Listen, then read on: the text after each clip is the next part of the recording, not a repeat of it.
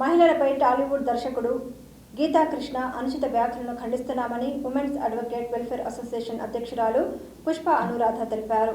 GVMC Gandhi విగ్రహం వద్ద ప్లకార్డులతో మహిళా న్యాయవాదులు నిరసన కార్యక్రమం చేపట్టారు.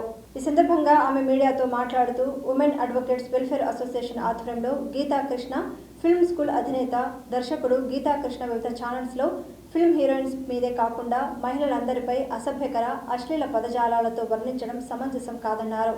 దర్శకులు గీతా కృష్ణ మహిళల అంగాంగ వర్ణనలతో చేసిన అనుచిత వ్యాఖ్యానాలు, స్టేట్మెంట్లు మహిళల మనోభావాలను దెబ్బతీసే విధంగా ఉన్నాయన్నారు. పురుషులను, యువకులను మహిళల పట్ల అమర్యాదగా ఆలోచింపజేసే, రెచ్చగొట్టే విధంగా ఉన్నాయని స్పష్టం చేశారు. ఈ రకమైన వ్యాఖ్యానాలు తోటి మహిళా విద్యార్థుల మీద, తోటి ఉద్యోగుల మీద ప్రయోగించడం వల్ల మహిళలకు అవమానమే కాకుండా అభద్రత, అసహనం, మానసిక వేదన కలుగజేస్తాయని తెలిపారు. విమెన్ అడ్వకేట్స్ వెల్ఫేర్ అసోసియేషన్ తరపున పోలీస్ కమిషనర్కి రాతపూర్వకంగా ఫిర్యాదు ఇచ్చామని వెల్లడించారు.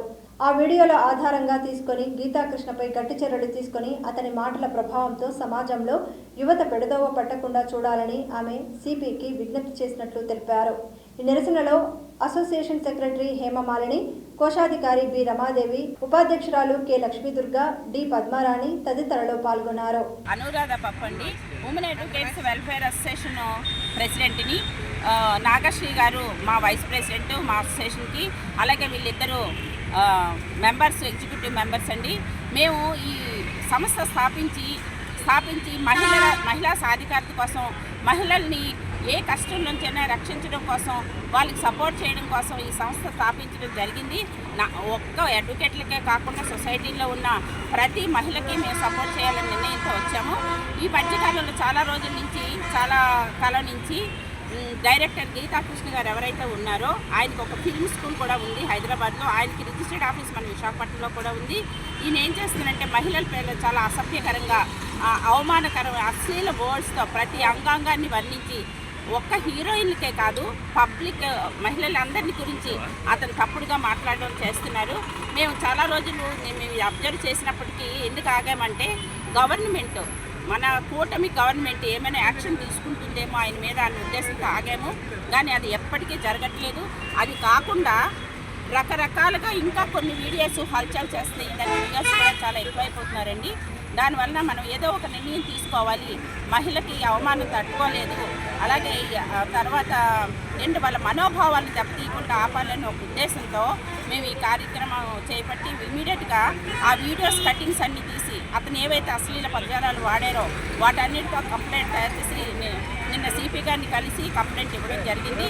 ఆయన ఇమీడియట్గా మాతో స్పందించి దాన్ని ఫార్వర్డ్ చేయడం, కన్సర్న్ పోలీస్ స్టేషన్ దాని మీద కఠినంగా అతను శిక్షించాలని నిర్ణయించుకోవడం జరిగింది.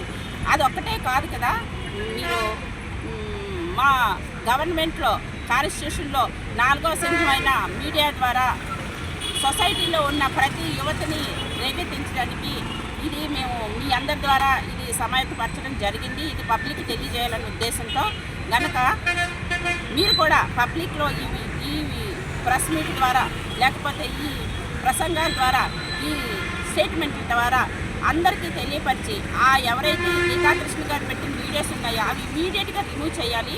ఆ తర్వాత గీతా కృష్ణ గారిని కఠినంగా శిక్షించాలి. ఎందుకంటే అలాంటి ప్రుడెంట్ పర్సన్ అలా చేయడం వల్ల సొసైటీలో యువత ఇలాగే చేయొచ్చు అనుకుని యువత మొత్తం పాడైపోతుంది. దీనివల్ల మహిళా మనోభావాలు దెబ్బతింటున్నాయి. కనుక మేము ఈ ప్రెస్ మీట్ ఏర్పాటు చేసి ఇది ప్రజలకు తెలియజేయాలని ఒక సదుద్దేశంతో ఈ కార్యక్రమం జరిగించడం జరిగింది. Thank you. జై హింద్.